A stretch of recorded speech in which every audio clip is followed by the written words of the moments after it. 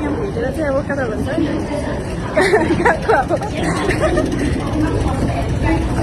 अब तिमी हटाइ देख्दैनौ hello hello हामी चाहिँ फाइनली भेट भयो अनि आउटफिट हेर्नु छ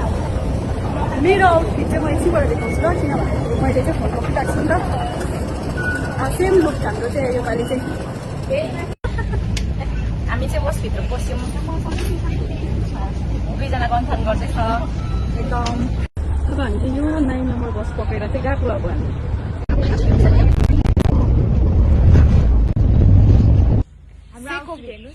सेको बिच होइन हाम्रो आउटफिट आजको कस्तो छ हो बहिनीहरू हिँड्दैछ एकदम यहाँनिर के भन्नु अब आज मेरो पनि फर्स्टचोटि हो सबैले भारी बोकिरहेको छ यहाँनिर हो अन्त आफ्नो आफ्नो भारी बोकेर एकदम हिँड्दैछ हाई भन्दैछ यहाँ चाहिँ अब हाम्रो रेडी हुँदैछ दुईजनाले रेडी गर्दैछ म चाहिँ भिडियोग्राफर उडेर अन्त तिमी त यहाँदेखिको सधैँ लास्टमा हाम्रो ट्रेन चाहिँ त्यहाँबाट पुग्यो हेर्नुहोस् है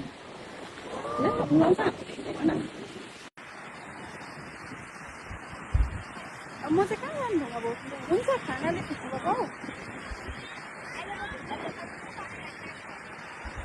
अब मलाई चाहिँ ढुङ्गा ल्याउनु जाऊ भन्छ हो अन्त म चाहिँ जाँदैछु ढुङ्गा खोज्नु हेर्नुहोस्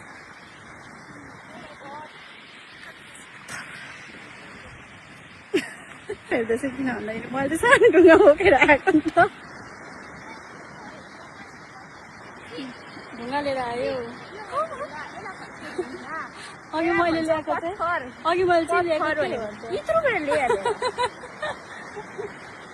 अर्कोमा आउँदैछु ढुङ्गा बोकेर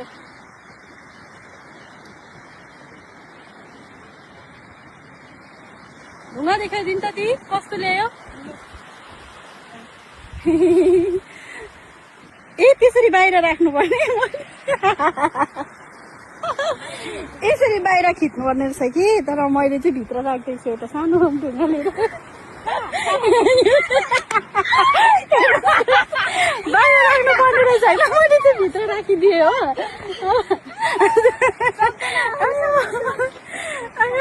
दिन चाहिँ एकदमै रमाइलो भइरहेको छ है हामीलाई चाहिँ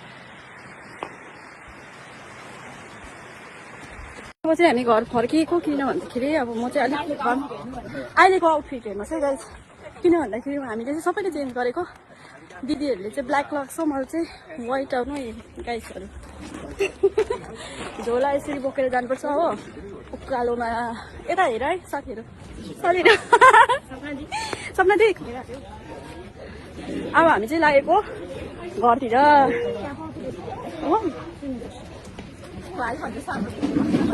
यहाँनिर हेर्नुहोस् है यो चाहिँ एकदम गाउँघरको के भन्छ याद दिलाइन्छ यो डाँडा पाहाडहरू चाहिँ नि दार्जिलिङहरू जस्तै कताबाट देखाउनु अझै पल्टेर जान्छु होला है हेर्नु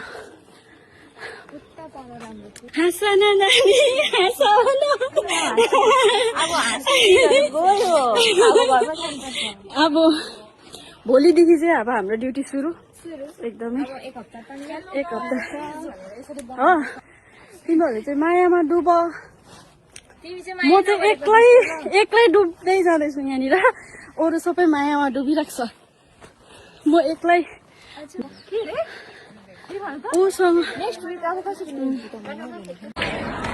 फाइनली अब हामी चाहिँ एमटिआरबाट निस्केको अब